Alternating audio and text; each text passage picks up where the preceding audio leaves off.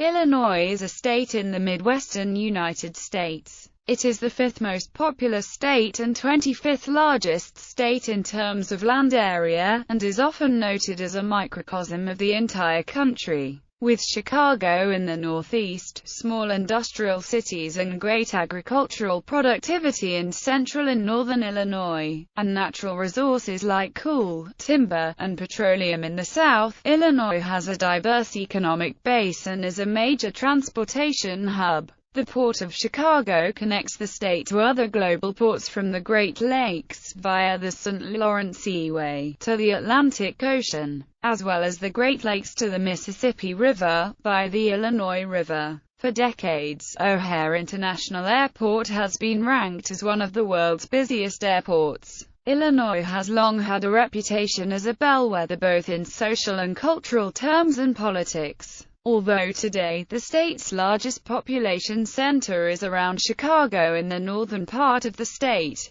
the state's European population grew first in the West, with French Canadians who settled along the Mississippi River, and gave the area the name Illinois. After the American Revolutionary War established the United States, American settlers began arriving from Kentucky in the 1810s via the Ohio River, and the population grew from south to north. In 1818, Illinois achieved statehood. After construction of the Erie Canal increased traffic and trade through the Great Lakes. Chicago was founded in the 1830s on the banks of the Chicago River, at one of the few natural harbors on southern Lake Michigan. John Deere's invention of the self-scouring steel plow turned Illinois' rich prairie into some of the world's most productive and valuable farmlands, attracting immigrant farmers from Germany and Sweden. Railroads carried immigrants to new homes, as well as being used to ship their commodity crops out to markets.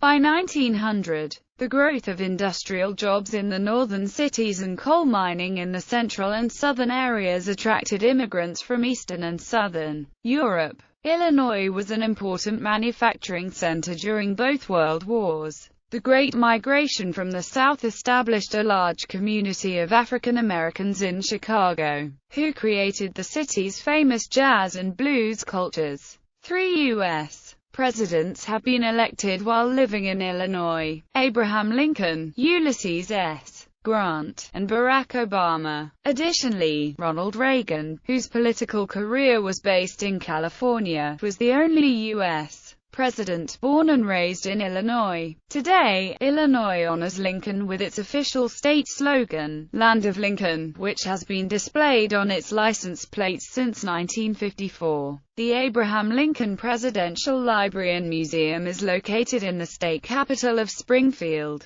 Etymology: Illinois is the modern spelling for the early French Catholic missionaries and explorers' name for the Illinois Native Americans, a name that was spelled in many different ways in the early records. American scholars previously thought the name of Illinois meant man or men in the Miami, Illinois language, with the original Illiniwek transformed via French into Illinois. This etymology is not supported by the Illinois language, as the word for man is Iriniwa and plural men is Irinawaki. The name Illiniwek has also been said to mean tribe of superior men, which is a false etymology. The name Illinois derives from the Miami, Illinois verb Irinwawa, he speaks the regular way. This was taken into the Ojibwe language, perhaps in the Ottawa dialect, and modified into Illinois. The French borrowed these forms, changing the we ending to spell it as ois, a transliteration for its pronunciation in French of that time. The current speaking form, Illinois, began to appear in the early 1670s, when French colonists had settled in the western area. The Illinois name for themselves, as attested in all three of the French missionary period dictionaries of Illinois, was Inoka, of unknown meaning and unrelated to the other terms.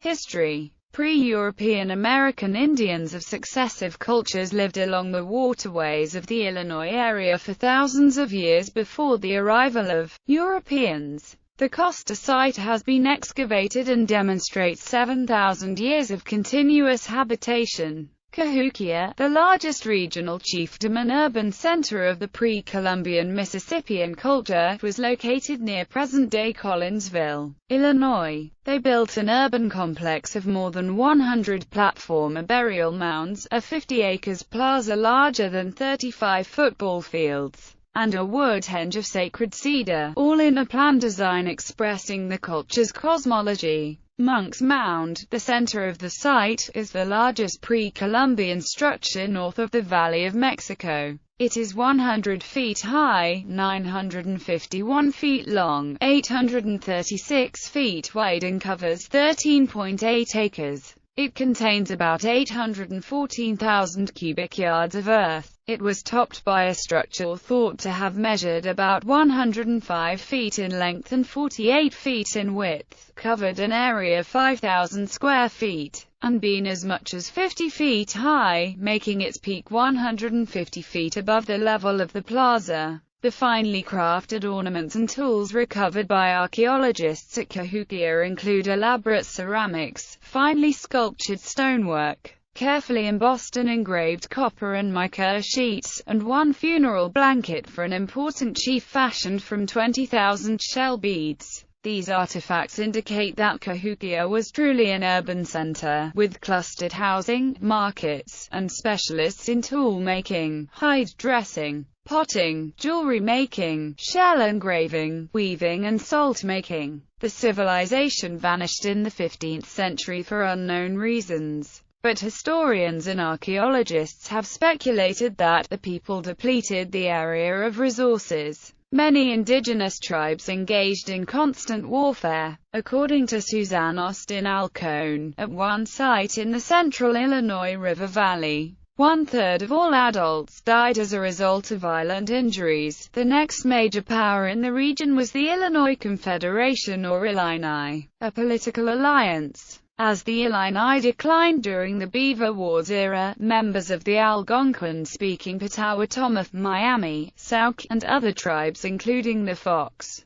Iowa, Kickapoo, Mascoutin, Piankashaw, Shawnee, Wea, and Winnebago came into the area from the east and north around the Great Lakes. European exploration. French explorers Jacques Marquette and Louis Joliet explored the Illinois River in 1673. In 1680, other French explorers constructed a fort at the site of present-day Peoria, and in 1682, a fort atop Staffed Rock in today's Starved Rock State Park. French Canadians came south to settle, particularly along the Mississippi River, and Illinois was part of the French Empire of La Louisiane until 1763, when it passed to the British with their defeat of France in the 7 Years' War. The small French settlements continued, although many French migrated west to St. Genevieve and St. Louis, Missouri to evade British rule. A few British soldiers were posted in Illinois, but few British or American settlers moved there, as the Crown made it part of the territory reserved for Indians west of the Appalachians.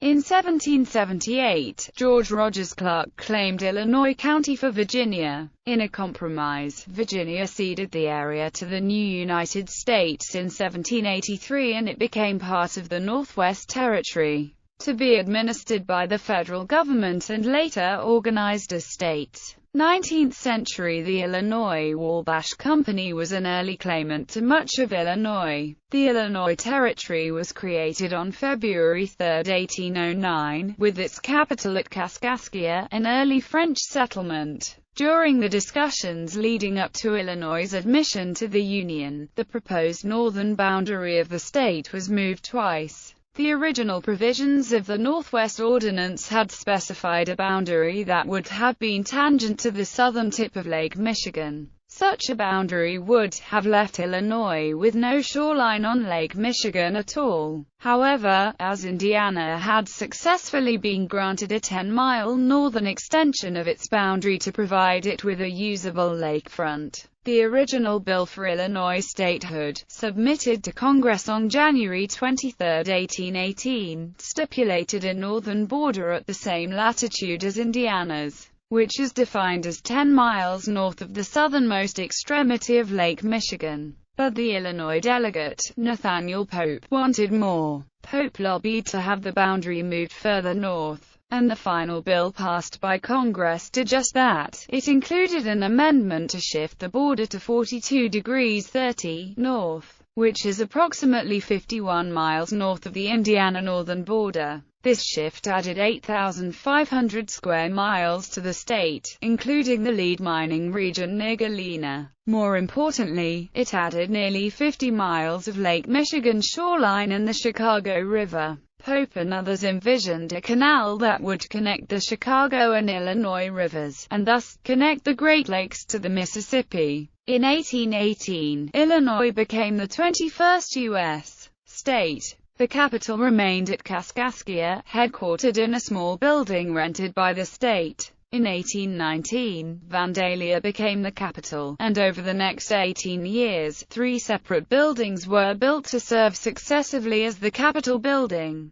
In 1837, the state legislators representing Sangamon County, under the leadership of State Representative Abraham Lincoln, succeeded in having the Capitol moved to Springfield, where a 5th Capitol building was constructed. A 6th Capitol building was erected in 1867, which continues to serve as the Illinois Capitol today. Though it was ostensibly a free state, there was slavery in Illinois. The ethnic French had owned black slaves as late as the 1820s, and American settlers had already brought slaves into the area from Kentucky. Slavery was nominally banned by the Northwest Ordinance, but that was not enforced for those already holding slaves. When Illinois became a sovereign state in 1818, the ordinance no longer applied, and about 900 slaves were held in the state. As the southern part of the state, later known as Egypt, or Little Egypt, was largely settled by migrants from the south,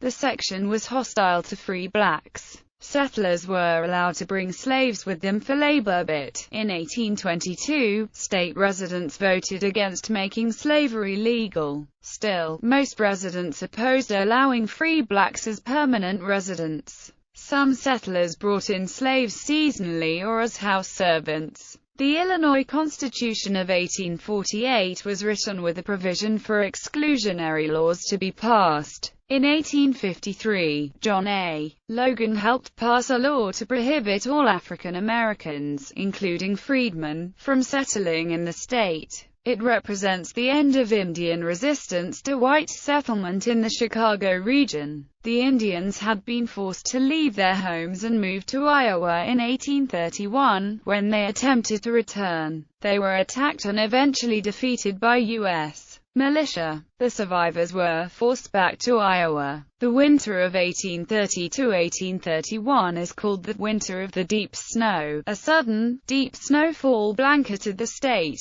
making travel impossible for the rest of the winter, and many travelers perished. Several severe winters followed, including the Winter of the Sudden Freeze. On December 20, 1836, a fast-moving cold front passed through, freezing puddles in minutes and killing many travelers who could not reach shelter. The adverse weather resulted in crop failures in the northern part of the state. The southern part of the state shipped food north, and this may have contributed to its name, Little Egypt, after the biblical story of Joseph in Egypt supplying grain to his brothers. By 1839, the Latter-day Saints had founded a utopian city called Nauvoo. Located in Hancock County along the Mississippi River, Nauvoo flourished and soon rivaled Chicago for the position of the state's largest city. But in 1844, the Latter-day Saint movement founder Joseph Smith was killed in the Carthage jail, about 30 miles away from Nauvoo.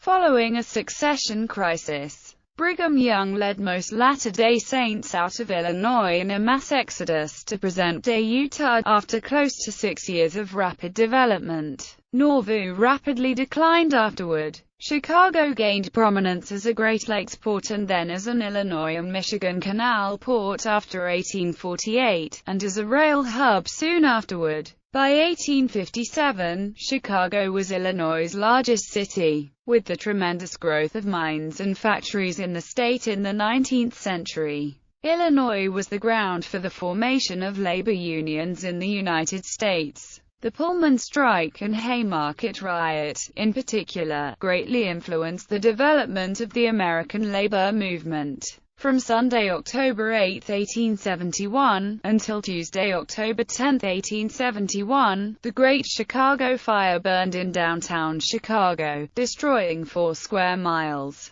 In 1847, after lobbying by Dorothea L. Dix, Illinois became one of the first states to establish a system of state-supported treatment of mental illness and disabilities, replacing local almshouses. Civil War. During the American Civil War, Illinois ranked 4th in men who served in the Union Army, a figure surpassed by only New York, Pennsylvania, and Ohio. Beginning with President Abraham Lincoln's first call for troops and continuing throughout the war, Illinois mustered 150 infantry regiments, which were numbered from the 7th to the 156th regiments. 17 cavalry regiments were also gathered, as well as 2 light artillery regiments. The town of Cairo, at the southern tip of the state at the confluence of the Mississippi and Ohio rivers, served as a strategically important supply base and training center for the Union Army. For several months, both General Grant and Admiral Foote had headquarters in Cairo.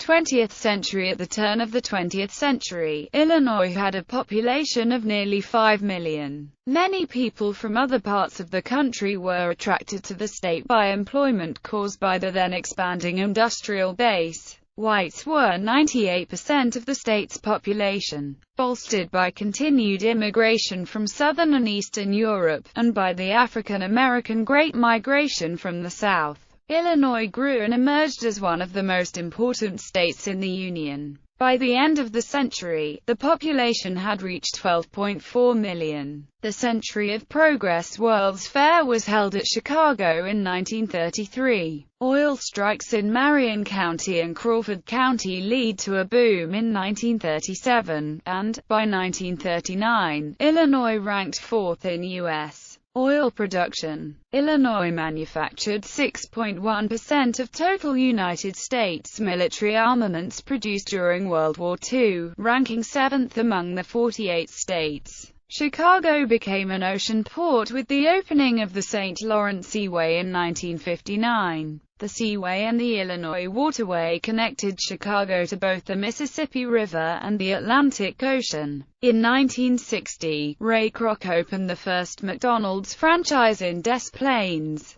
Illinois had a prominent role in the emergence of the nuclear age. In 1942, as part of the Manhattan Project, the University of Chicago conducted the first sustained nuclear chain reaction. In 1957, Argonne National Laboratory, near Chicago, activated the first experimental nuclear power generating system in the United States. By 1960, the first privately financed nuclear plant in the United States, Dresden 1, was dedicated near Morris. With 11 plants currently operating, Illinois leads all states in the amount of electricity generated from nuclear power. In 1961, Illinois became the first state in the nation to adopt the recommendation of the American Law Institute and pass a comprehensive criminal code revision that repealed the law against sodomy. The code also abrogated common law crimes and established an age of consent of 18. The state's fourth constitution was adopted in 1970, replacing the 1870 document. The first Farm Aid concert was held in Champaign to benefit American farmers. In 1985, the worst upper Mississippi River flood of the century, the Great Flood of 1993, inundated many towns and thousands of acres of farmland.